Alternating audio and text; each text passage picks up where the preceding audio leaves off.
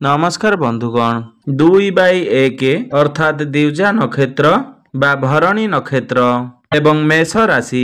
एही राशिर अधिपति ग्रह हेउचंती मंगल ग्रह एवं एही नक्षत्रर अधिपति ग्रह हेउचंती शुक्र ग्रह।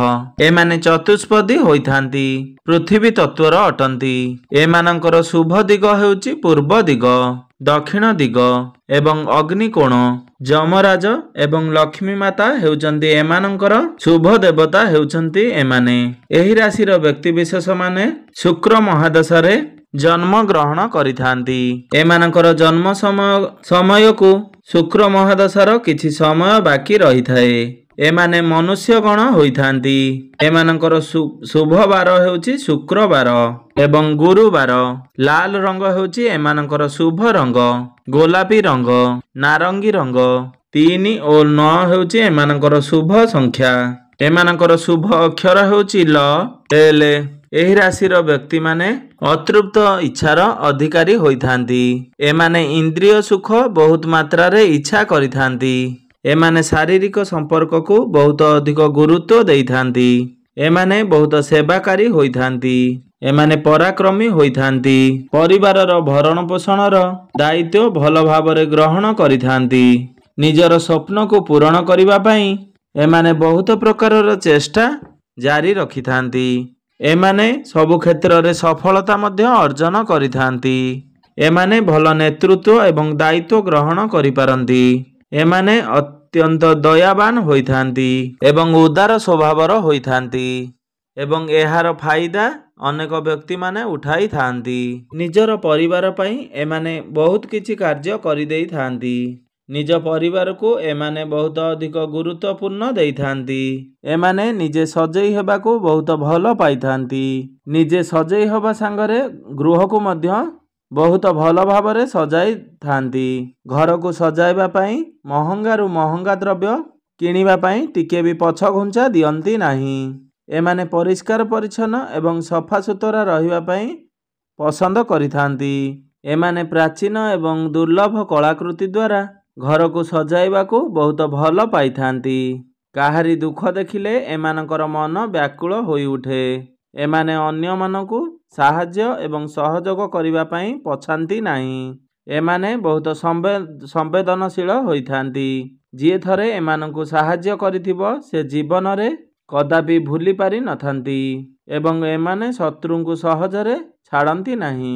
एमाने अति सहजरे समस्तंक सहित मिसी जांती बा मेलापी प्रकृतिर व्यक्ति अटंती।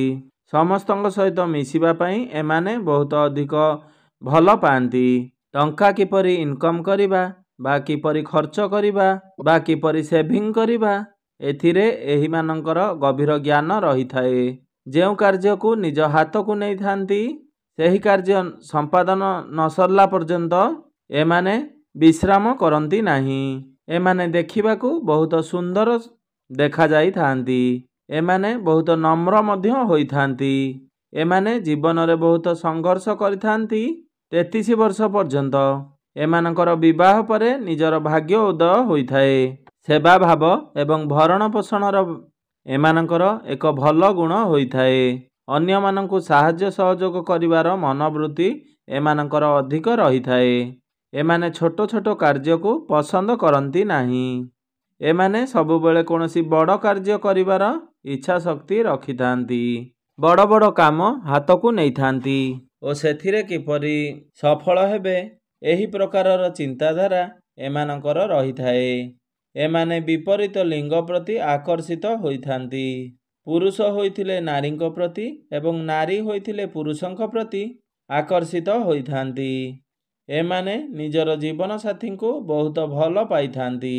एमाने बहुत भाग्यशाली होइथांती। एमाने बहुत सुंदर एवं गुणवान जीवन साथीटिए पाइथांती। एमानंकर वैवाहिक जीवन बहुत भलरे बीती थाए।